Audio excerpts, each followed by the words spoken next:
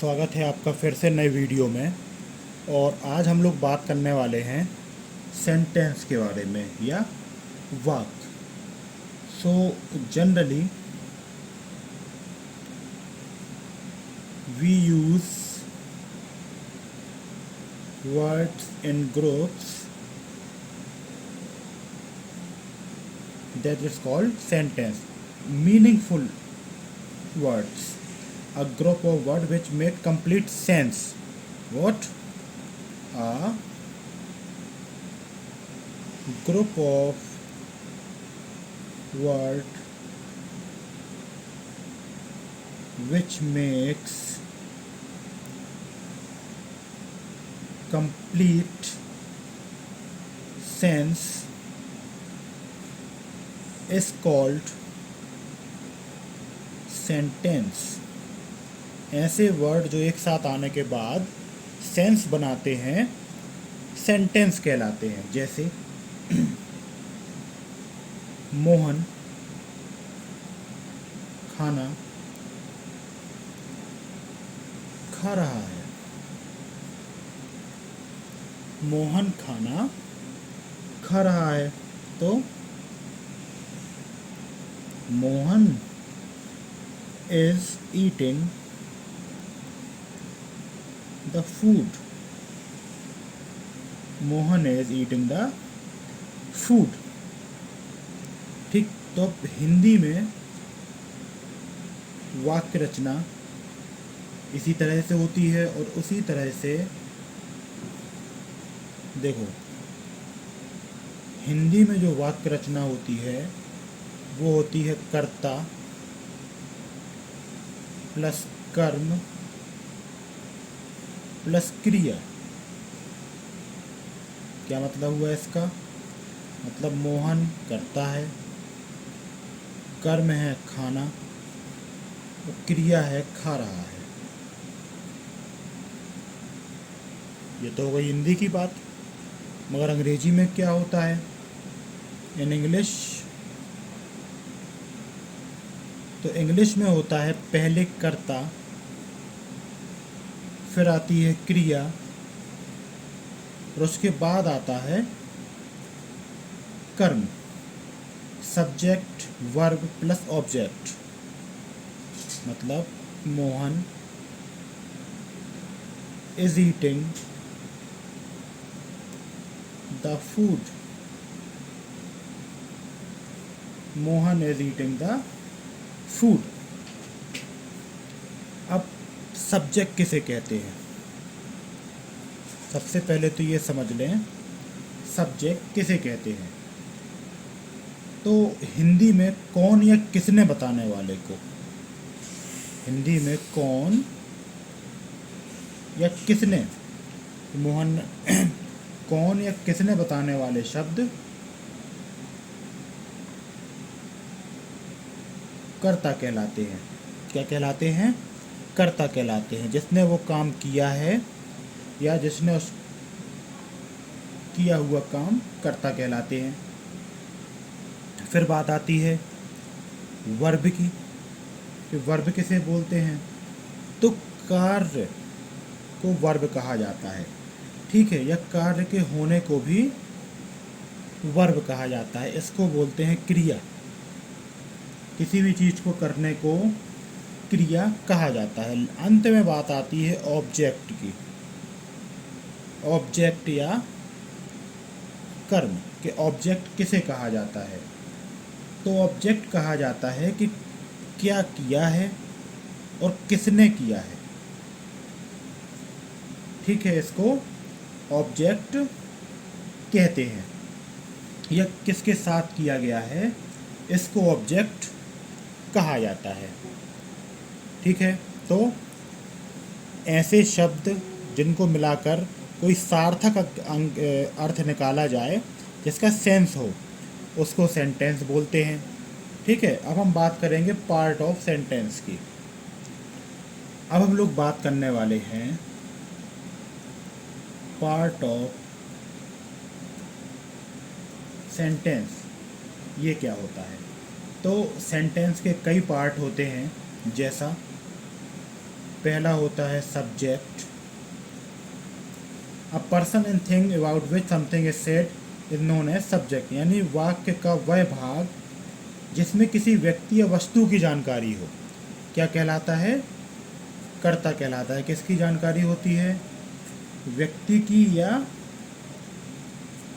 वस्तु की जानकारी होती है, तो इसको कर्ता कहते हैं। अब बात आती है इसके बाद प्रेडिकेट की। Predicate, something which is said about the subject is called predicate. तो वाक्य का वह भाग जो कर्ता के बारे में बताए, क्या? कर्ता के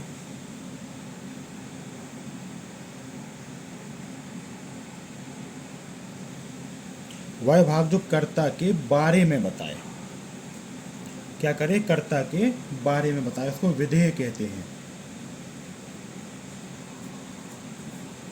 या प्रेडिकेट कहलाता है। जैसे मोहन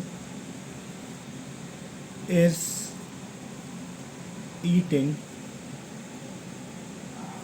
द फूड, तो ये आपका जो भाग है ये सब्जेक्ट है, और इसके बाद ये जो अगला भाग है ये है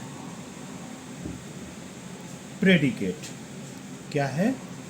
प्रेडिकेट। अब जो सेंटेंस होते हैं वो 5 टाइप के होते हैं। कितने टाइप के होते हैं? 5 टाइप के, 5 टाइप्स ऑफ सेंटेंसेस। तो सबसे पहला टाइप जो होता है वो होता है असर्टिव सेंटेंस। Assertive sentence. दूसरा भाग जो होता है वो होता है इंटेरोगेटिव सेंटेंस। तीसरा भाग जो होता है वो होता है इम्पेरेटिव सेंटेंस। चौथा भाग जो होता है वो होता है ऑप्टेटिव सेंटेंस। और पांचवा जो इसका टाइप होता है वो होता है एक्सक्लामेटरी सेंटेंस। तो पहले वाक्य को निश्चयवाचक भी कहा जाता है। क्या? निश्चयात्मक या निश्चयवाचक, इसको निश्चयवाचक भी कहा जाता है। फिर इसके बाद आता है आपका प्रश्नवाचक। इसके बाद आता है आपका आज्ञा सूचक, इम्पेरेटिव आज्ञा सूचक। उसके बाद आता है ऑप्टेटिव कामना सूचक, इच्छा सूचक भी बोल सकते हैं इसको, कामना सूचक। और अंत में आपका होता है विस्मयादि बोधक, विस्मयादि बोधक। तो ये हो गए 5 किस्म के आपके वाक्य कि कौन कौन से वाक्य होते हैं। अब हम बात करेंगे सबसे पहले पार्ट की, जो कि है असर्टिव सेंटेंस। ये थोड़ा फोकस में प्रॉब्लम कर रहा है। Assertive sentence. अब असर्टिव सेंटेंस भी होते हैं 2 टाइप के।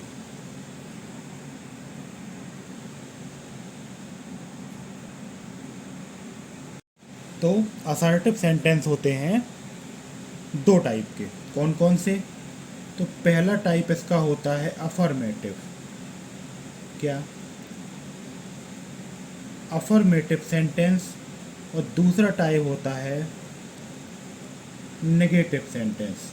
अफर्मेटिव का मतलब होता है सकारात्मक, और नेगेटिव का मतलब होता है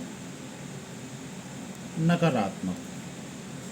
अफर्मेटिव सेंटेंस, नेगेटिव सेंटेंस, ठीक है। तो वे वाक्य जिनमें स्वीकार योग्य कथन कहा गया हो, जैसे मोहन एक होशियार लड़का है। मोहन एक होशियार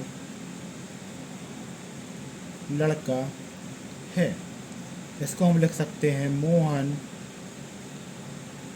is an intelligent, Mohan is an intelligent boy. ठीक है, अब नकारात्मक वाक्य में नकारात्मक शब्दों का प्रयोग होता है, like Sunil is not an intelligent boy, Sunil एक होशियार लड़का नहीं है। तो ये है आपका असर्टिव सेंटेंस, जिसके अंदर आते हैं दो भाग, एक तो अफर्मेटिव, दूसरा नेगेटिव। इसके बाद आता है हमारा दूसरा पार्ट, जो कि है इंटेरोगेटिव।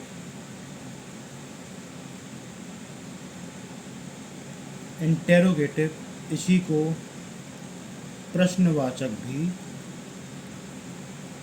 कहा जाता है। तो ऐसे वाक्य जिनमें कोई प्रश्न पूछा जाए, क्या हो, प्रश्न पूछा जाए, इंटेरोगेटिव सेंटेंस कहलाते हैं। जैसे, और ये भी दो प्रकार के होते हैं। कितने? दो प्रकार के।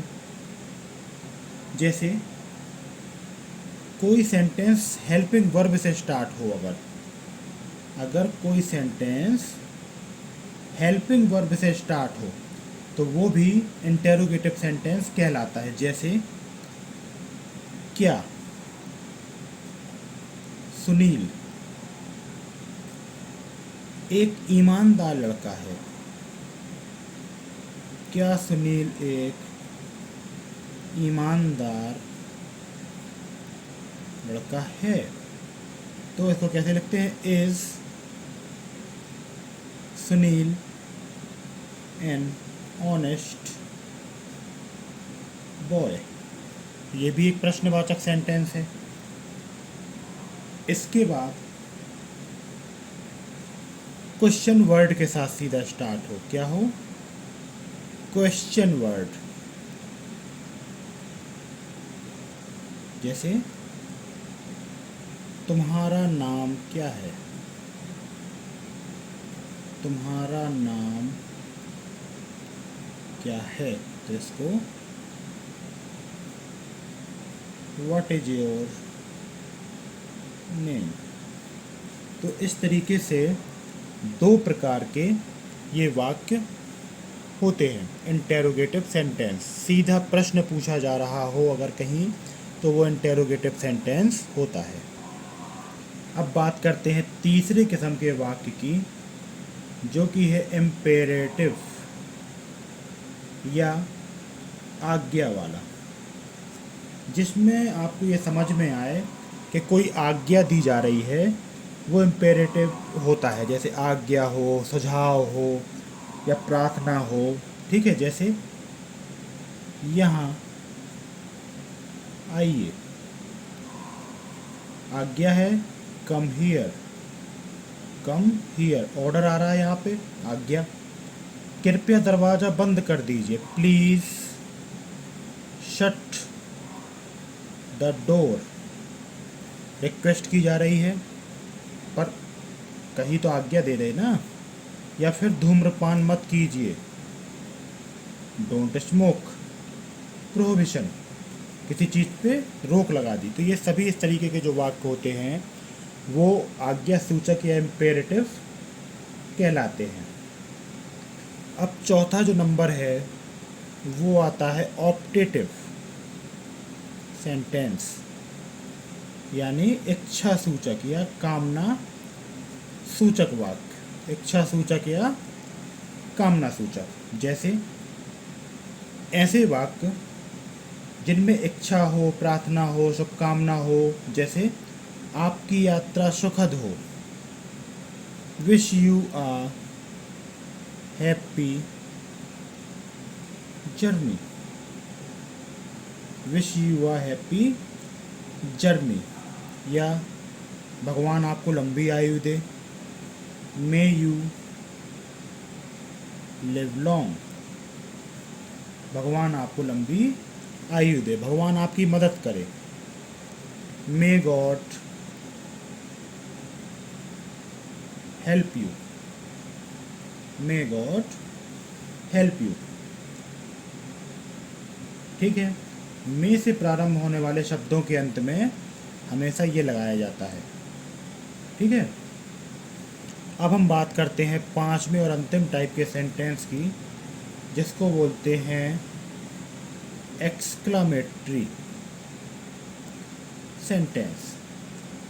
वाक्य जो अचानक आए हुए शब्दों पर या मानसिक भावनाओं को प्रकट करते हैं। जैसे, ओह, अनिल यहाँ है। ओह, अनिल इज हियर। अचानक वाली बात हो गई। उफ, उड़ीसा में कई लोग मरे। LS, many people died in Orissa. Orissa में कई लोग मरे। ठीक है। अब बात करते हैं वाट तथा हाउ का प्रयोग करके भी विस्मयादिबोधक बनाए जा सकते हैं। किनका? वाट और हाउ का प्रयोग करके भी। जैसे, व्हाट अ गुड डे।